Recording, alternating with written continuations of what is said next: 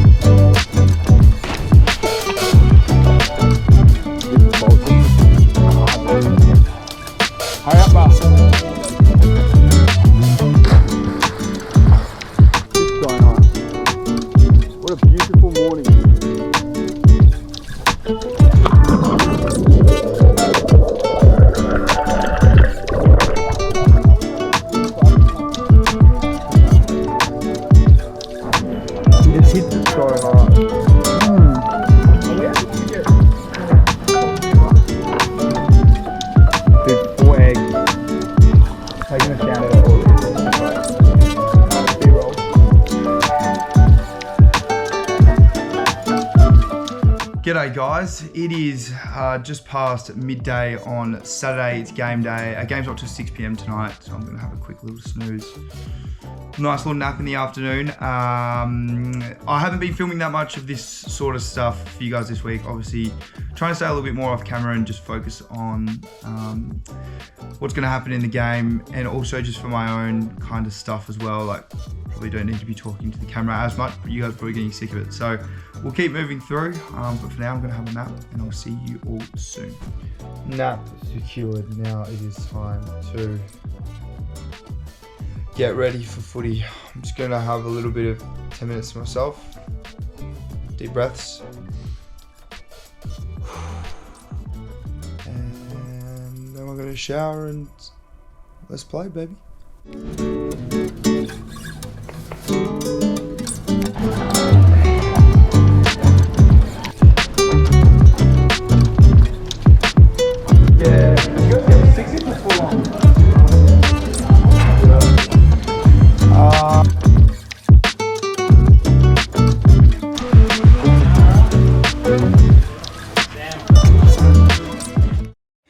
Ladies and gentlemen, boys and girls, welcome back to another game day vlog. We have, I think, okay, I don't want to say this, but probably one of the greatest looking cameras this week. It's like a documentary. This is absolutely beautiful. We are up and about before the game, the Darwin Buffaloes. We are feeling absolutely fantastic. The boys are getting around each other, and there's great energy as well. I think that we're all extremely excited to go out and hopefully get the win. But yeah, like I said, I think that we're all feeling pretty happy. There's a little bit of a different intro this week, a lot less of me just talking rubbish. I hope that you guys enjoyed it. I think it was much more aesthetic and relaxing this week. And I didn't want to talk about the footy as much or just talk to the camera aimlessly. I wanted to give you guys a bit of a POV of what we did, and let's get into the game, baby. Darwin Buffaloes, Nightcliff Tigers. We get the first goal of the game through Jared Stokes, and God, we are feeling good. It's obviously an away game this week. We've got our away kit on. I'm trying to get into the opposition and be a little bit annoying. I like to be physical at the start of the game because it gets me into the game. I thought that last week I wasn't that physical. Do what works for you in games. If being physical works, then I would recommend doing it. But if it doesn't and you just want to go about your business, then do that. But I like to get a little bit of physicality, get some hits on early, because then otherwise I feel like I'm just a little bit out of the game. Plenty of lead-ups as a half forward. It's a difficult position to play sometimes because sometimes the ball goes to you, sometimes the ball goes over your head, sometimes it goes very, very short when you're trying to get back to goal. So it was good to get a nice early hit up here and then hit Jared Stokes on a easy kick. He gets a 1-2, but then unfortunately his shot on goal was a little bit wayward, very wayward because it didn't even score. We started well though. We're up 6-0, and like I said, the energy was really, really good, and we actually start 13-0. We're starting really well, and again, being physical as much as I can with my opponent. This guy actually played really, really well on me. He was fantastic. Ultimate respect for him. This is how you defend a player. Can everybody please watch this? If you're a winger, a halfback, a half forward, and someone's trying to run past you, this is how you defend. A few grabs of the jumper there, probably don't do that, but don't let someone run past you without it being difficult. That is how you defend. As a small forward as well, it's important that you lay your tackles. We've got a good tackle here.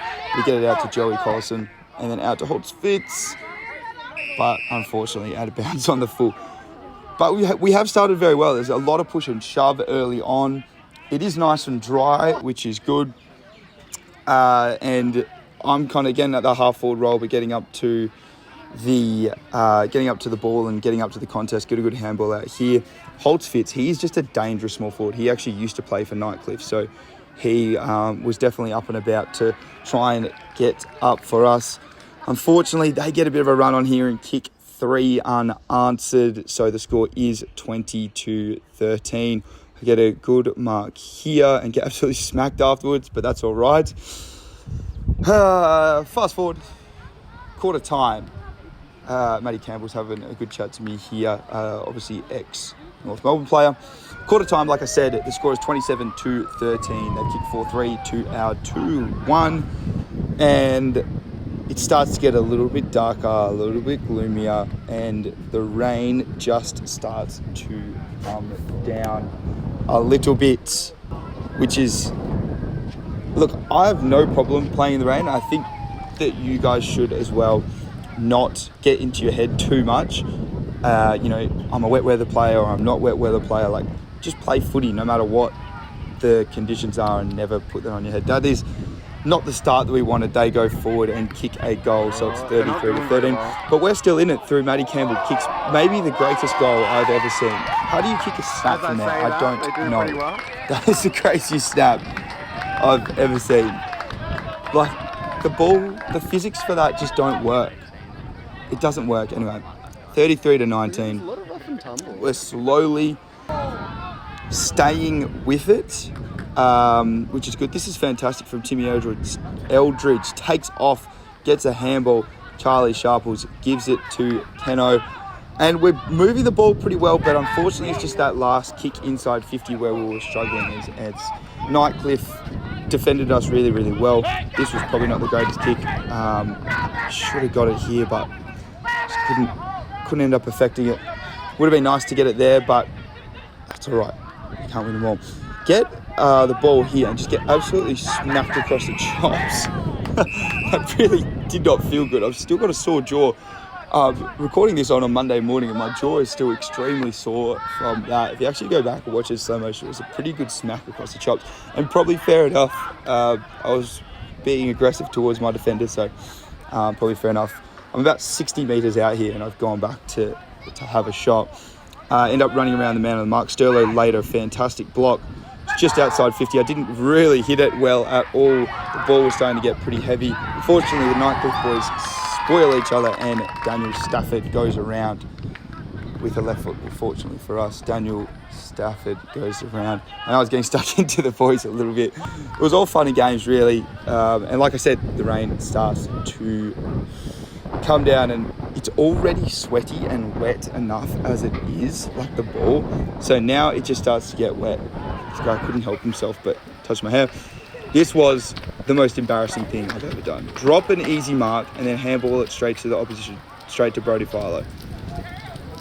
And then they went down the other end and kicked the goal. Look, I'm not just going to show you guys my highlights. I do make a lot of mistakes, but I'm always working to try and get better. Look, that was not good at all. Good to get one back here because Joey Collison gets the ball out to me. I've gone more down to a deep forward position / roll. Get it out to Joey. He kicks it over to Tanner, and Tanner goes around the corner and kicks a goal, which is good. That is good because I've kind of resurrected it a little bit. The score is 32-49, and we're still with it. But this was really just the difference in the second half. Like, they were taking their marks on the chest. They were grabbing the ball. Their foot skills were elite, and they were just a little bit more controlled and more professional probably than what we were. And they just started to run away with it a little bit. As you can see here now, 62-32. They are just starting to run away with it. They're up by 30 points. We go inside 50 here. The ball's kind of zinging around, and this is, I think, just a good example of Nightcliff getting all their numbers to the ball and get it out. But luckily, we've got Tanner here who puts it back inside 50 and around the corner. Here's Holtz Fitz, the ex-Nightcliff man, goes on the left foot snap, gets a nice bounce, and it goes straight through the goals. And that was good. We needed that one. So we now sit 38-62. Brody Philo gets it out of the middle again and gets it inside 50. He played a fantastic game.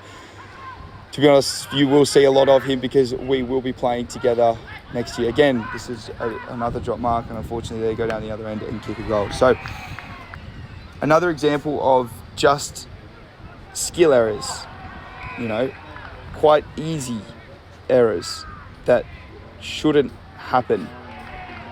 Unfortunately, they go down the end and kick a couple. And we go into half-time, 75-38, which is not what we wanted. 11 goals, 9 for the Nightcliff Tigers, to 6 goals, 2 for the Darwin Buffaloes. I'm frustrated. I haven't had a massive effect on the game at all so far.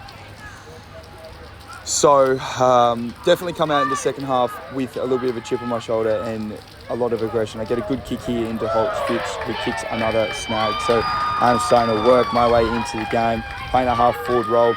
And then I do get put into a midfield role, which is good. Again, Brody Philo gets out of the middle. I think he would have had 30 possessions by now. It's not even just after half time. We kept getting it in. I was just trying to make a contest, to be honest, as much as I could, but we kept getting it inside 50, and unfortunately Nightcliff just had their numbers back and were able to get it out a few times. Big hit here. Again, Philo just ends up with the ball.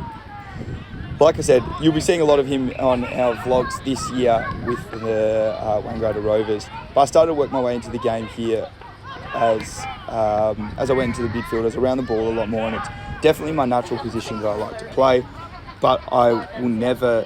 Oh, this is ridiculous as well. Dude, this umpire's given away a free kick in the goal square for a hold, 150 metres away from the play.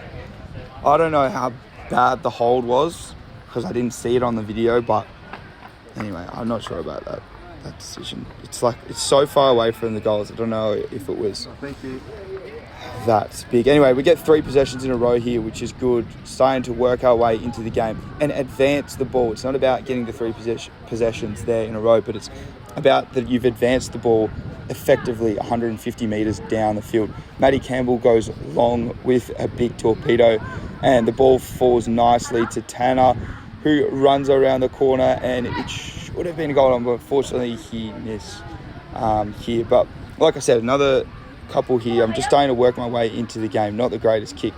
Luckily bounced off the opposition's head. Now this ball is so slippery, guys. I know it might look like it's a little bit messy, but the ball is genuinely so slippery. It is so hard to pick up the thing or grab the thing. It's literally like a cake of soap. So anytime that you get a clean grab, or anyone that takes a clean overhead mark, I literally stand back. I'm like, wow, how the hell did you do that? Aaron Stokes gets it over to me here. And the ball's so heavy as well because obviously wet. So go inside with a kick, not the greatest kick, but Jared Stokes, who is a fantastic footballer, picks it up well, gets a 1-2, and then gets it inside 50. This is at the end of the third to Joey Collison, who goes for goal. And there I am in the goal square, and I mark it, and then the guy spoils it, and then the guy, they didn't call it as a mark. I was furious. I was furious. I went to the umpires and said, how is that not a free? How is that not a mark? Because I marked it, landed on the ground, and then got spoiled out of my hands. Anyway, no complaining. You can't be complaining to the refs. You should have just marked it anyway. They said that I didn't hold it for long enough. Anyway, 97-47 at three-quarter time. And again, into the midfield for the last quarter. Like I said before, it's one of my most comfortable positions because it's obviously the place I grew up playing, the position I grew up playing, but it's not something that you can play forever because you're going to have to accept as you get older that when you're playing better teams, that there are better midfielders than you, which is just something you have to accept. Like, the game is pretty out of reach probably now. It's 102-48. I get a nice mark inside 15. I have been working very, very hard on my set shots lately, so I'm going back. This is actually usually the position that I struggle from, with my right foot closest to the boundary. So I go back and I know my routine, and this is good for anyone that is struggling with their set shots. Make sure you go and practice your routine, because if you do not, then you will have zero confidence going and having a set shot. I knew exactly what my routine was, and it went straight through. So I was really happy with that kick, and like that just gives you confidence when you've been practicing all of your set shots. So really started to work my way into the game by the end. Handball over to Coco here, who gives it back. Also, it's really, really good to be confident on both your left and right foot. This is not, again, the greatest kick, just fell short, but it's still getting to my player. So we get it inside 50 here. Liam, it's a good tackle. Ball kind of goes out, and then he pulls it back in, and that is holding the ball. I think probably a little bit of a tough decision, but that's okay. Charlie Sharples gives a nice handball over here, and then I get it over Sterling. Just needed to attack the ball there, but that's all right. Look, it's the end of the game. Sterling does well here to push off his opponent, and I'm still working at the end of the game. It doesn't matter what time of the game it is. I still want you guys to make sure that you are running at 100%. Doesn't matter what time or what the scoreboard says. Make sure you're giving 100% effort the whole time, and you're still getting around your teammates. The worst thing and the worst look ever is if you've dropped your head, you're being sloppy, you don't care, you're frustrated. Look, it's just a bad look, so make sure you don't do it. That guy that was playing on me had a fantastic game. Thought he played really, really well. Ultimate respect to him. Get a 1-2 here, and then go inside to Charlie. It was just a little bit too much on the kick and turnover, unfortunately. But like I said, making sure that you're still giving your 100% effort. Doesn't matter what time, scoreboard, etc. You're still going to be giving 100%. Sterling whack someone here. I'm like, what are you doing? Why are you doing that? And then a bit of a fight starts in the middle, probably through frustration from us. The siren actually goes, and I've got no interest in fighting anyone, to be honest, after the siren goes, so I stay out of it because I've probably been a bit of an instigator throughout the day, and really didn't need to get myself involved in that at all. Now, also, there has been some talk about sometimes my stats are different to the official stats. That would be true. The reason for that is because I don't know what the official stats are. They don't get released until Tuesday. I have to release this vlog on Monday, so I actually have to count my stats myself, and it is very, very difficult doing that because you never actually know how many you've had or what the real stats are. Anyway, at the end of the game, the only stat that I do know is that Nightcliff beat us 128-58, 19 goals 14 to 8 goals 10.